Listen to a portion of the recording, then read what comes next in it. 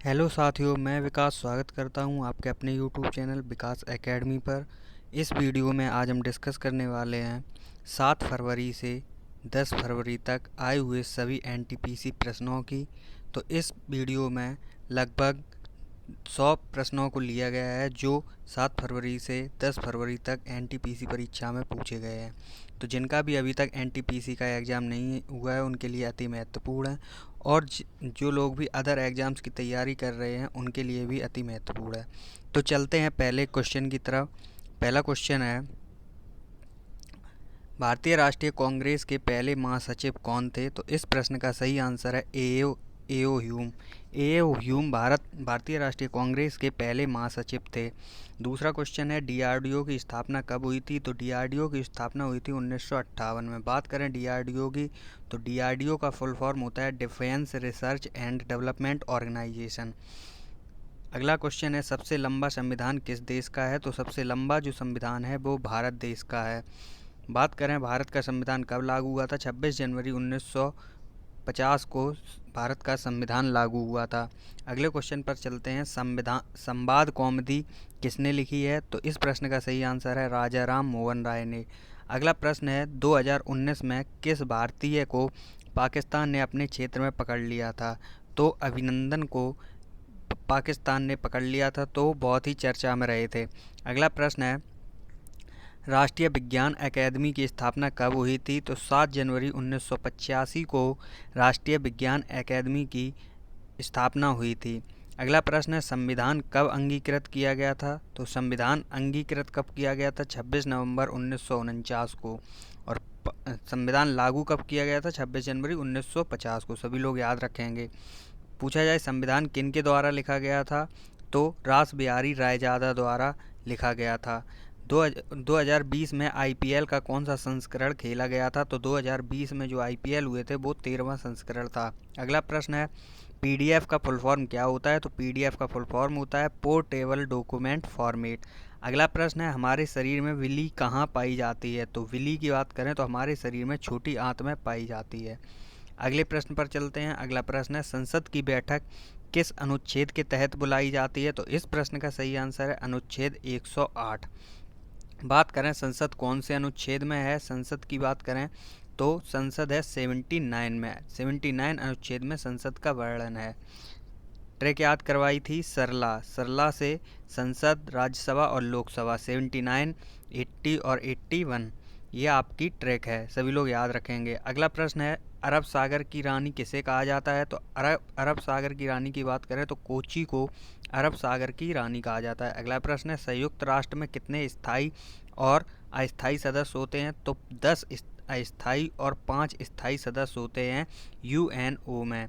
अगले प्रश्न पर चलते हैं। अगला प्रश्न है, करें तो ब्रह्मपुत्र नदी के किनारे है माजुली द्वीप। अगले प्रश्न पर चलते हैं, राष्ट्रीय पर्यटन दिवस कब मनाया जाता है? तो 25 जनवरी को।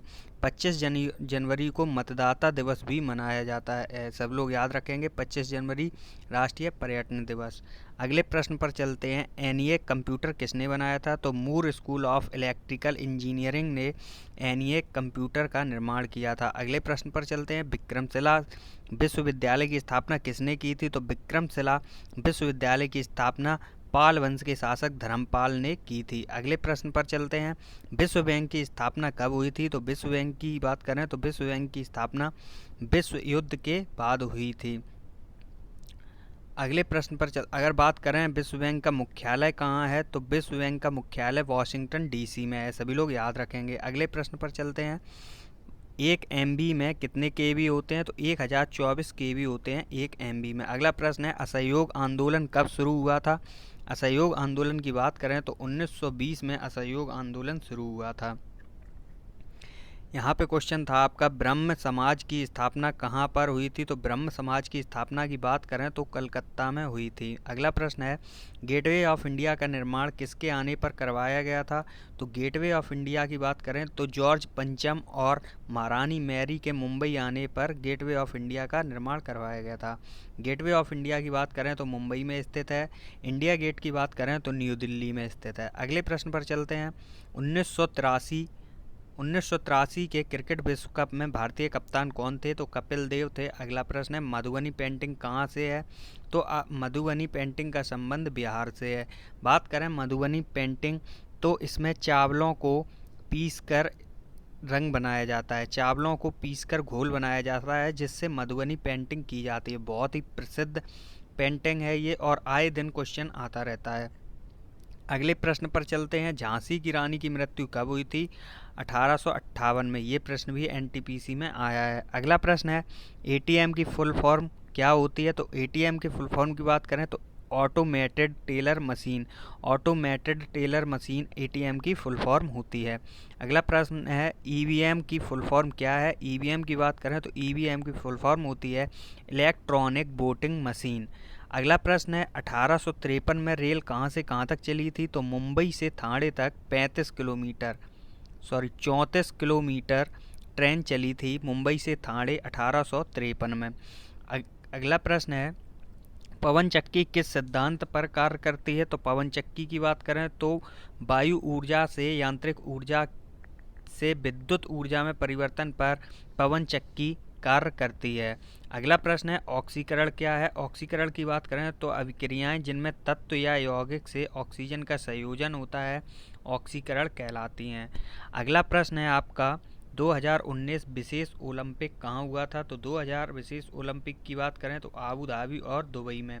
अगला प्रश्न है जनजातीय क्षेत्रों के सर्वांगीण विकास के लिए कौन सी पंचवर्षीय योजना थी? तो 5वीं पंचवर्षीय योजना थी। बात करें दूसरी पंचवर्षीय योजना तो दूसरी पंचवर्षीय योजना किस मॉडल पर आधारित थी? तो पीसी महान लोविस मॉडल पर आधारित थी दूसरी पंचवर्षीय योजना। अगले प्रश्न पर चलते हैं। अगला प्रश्न है पौधे में जल कौन पहुंचाता है? पौधे में जल पहुंचाने का जो कार्य करता है वो करता है जाइलम। बात करें पौधे में भोजन कौन पहुंचाता है? तो फ्लोएम भोजन पौधों में भोजन पहुंचाने का कार्य करता है। अगला प्रश्न है कौन अंतर्राष्ट्रीय शांति बनाया जाता है? कौन अंतर्राष्ट्रीय शांति बनाया जाता है? इस प्रश्न में कुछ मिस्टेक है, इसको देखेंगे बाद में। अगला प्रश्न है पहली पशुधन जनगणना कब हुई थी? तो 1919-20 में पहली पशुधन जनगणना हुई थी। अगला प्रश्न है किस शासक ने अपनी राजधानी दिल्ली से दौलताबाद कर दी थी? तो मोहम्मद बिन तुगलक ने अपनी राजधानी दिल्ली से दौलताबाद कर दी थी। अगला प्रश्न है आगरा शहर किसने बनवाया था? आगरा शहर की बात करें तो आगरा शहर सिकंदर लोदी ने सन 1905 ईस्वी में बनवाया था। अगला प्रश्न है औरंग राष्ट्रीय उद्यान कहाँ पे है, किस राज्य में है? तो असम में। असम की बात करें तो काजीरंगा नेशनल पार्क भी असम में स्थित है। अगले प्रश्न पर चलते हैं। अगला प्रश्न है नेपाल से कौन सा राज्य सटा हुआ नहीं है? तो ऑप्शन दिए होंगे 4 जिनमें से झारखंड ऑप्शन सही था जो नेपाल से सटा हुआ नहीं है। अगला प्रश्न है 2018 का बुकर पुरस्कार, यहाँ बुखार लिख गया है, बुखार नहीं बुकर पुरस्कार किसे दिया गया? तो 2018 का बुकर पुरस्कार जो मिला है वो मिला है एन्ना वर्न्स को। किसके लिए मिला है? मिल्कमैन के लिए मिला है। इनकी कृति है मिल्कमैन, तो उसी के लिए इन्हें बुकर पुरस्कार से सम्मानित किया गया है। अगला प्रश्न है पंचतंत्र पुस्तक किसकी है? पंचतंत्र पुस्तक की बात करें तो विष्णु शर्मा की है पंचतंत्र। बात करें अगले प्रश्न की तो अगला प्रश्न है सबसे बड़ी क्षमता वाला परमाणु संयंत्र कौन सा है? तो सबसे बड़ी परमाणु क्षमता वाला परमाणु संयंत्र है वो है कुदनकुलम। अगले प्रश्न पर चलते हैं। गूगल के सीईओ पूछे गए थे तो गूगल के सीईओ हैं सुंदर पिचाई। अगला प्रश्न है सबसे कम क्रियाशील गैस कौन सी होती है? 4 ऑप्शन दिए गए थे जिनमें से सही आंसर था नियॉन। अगला प्रश्न है DASD की फुल फॉर्म क्या है? तो डायरेक्ट एक्सेस स्टोरेज डिवाइस, ये आपकी DASD की फुल फॉर्म होती है। अगला प्रश्न है WinZip का क्या कार्य होता है? कंप्यूटर से रिलेटेड क्वेश्चन है, तो इस प्रश्न का सही आंसर है फाइल कंप्रेस करना, WinZip का कार्य होता है। फ्लाइट्स पुस्तक आई थी। फ्लाइट्स पुस्तक के लेखक कौन है? तो ओल्गा टोकारियोक इस पुस्तक के लेखक हैं। नाबार्ड की स्थापना कब हुई थी? तो 1982 में। ग्रामीण बैंक है नाबार्ड, जिसकी स्थापना 1982 में हुई थी। नाबार्ड बैंक के मुख्यालय की बात करें तो मुंबई में इसका मुख्यालय है। अगले प्रश्न पर चलते हैं। इब्न बतूता किसके शासनकाल में आया था? तो इस प्रश्न का सही आंसर है मोहम्मद बिन तुगलक। मोहम्मद बिन तुगलक के काल में इब्न बतूता आया था। अगला प्रश्न है, कोबोल की फुल फॉर्म क्या है?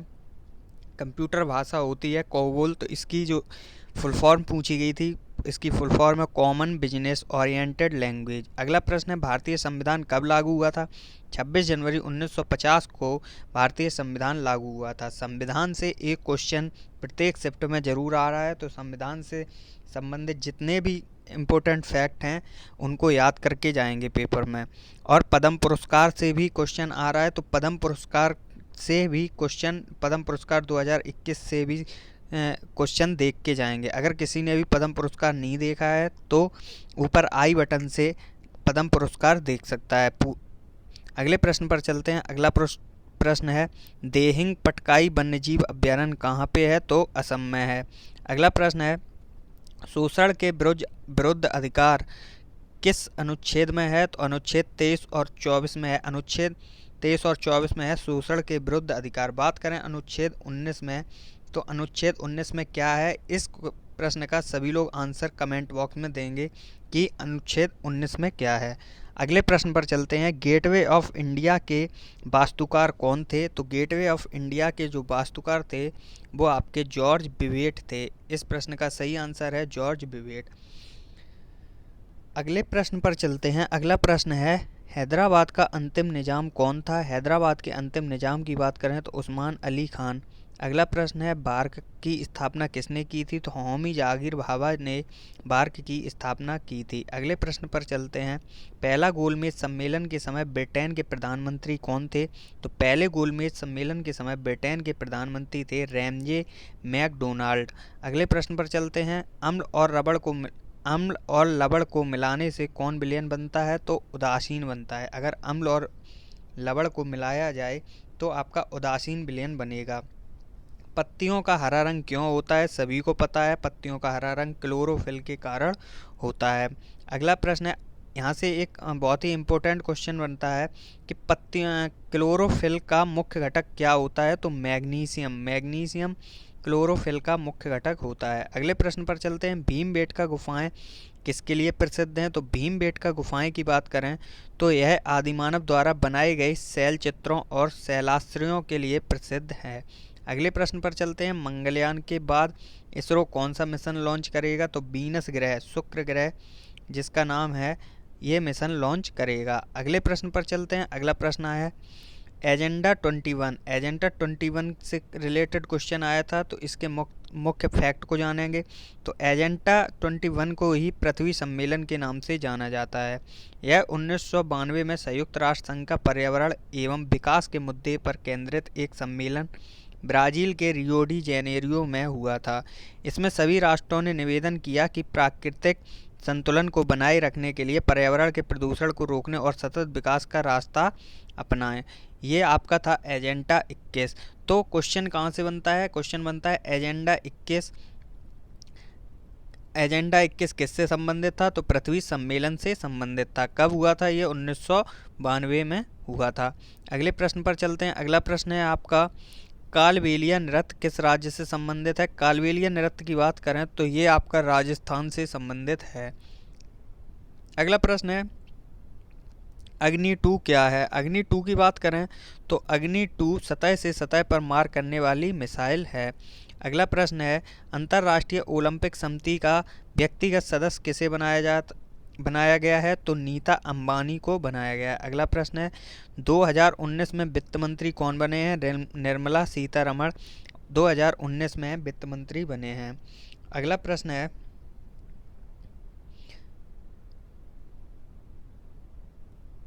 शैवाल किस वर्णक के कारण हरे होते हैं? शैवाल किस वर्णक के कारण हरे होते हैं? पर्णहरित के कारण हरे होते हैं। अगला प्रश्न है, अंतर्महाद्वीपीय देश कौन सा है? मिस्र एक अंतर्महाद्वीपीय देश है, सभी लोग याद रखेंगे। अगला प्रश्न है, पावर की एसआई यूनिट क्या होती है? तो पावर शक्ति की एसआई यूनिट क्या होती है? तो वाट होती है। अगला प्रश्न है, वहाँ हिमालय को क्या कहा जाता है? क्वेश्चन मिस्टेक है, सही से टाइप नहीं हो पाया है। शिवालिक से हिमालय से संबंधित कोई क्वेश्चन था। अगला प्रश्न है, अंतिम मुगल बादशाह कौन था? तो अंतिम मुगल बादशाह की बात करें तो बहादुर शाह जफर अंतिम मुगल शासक था।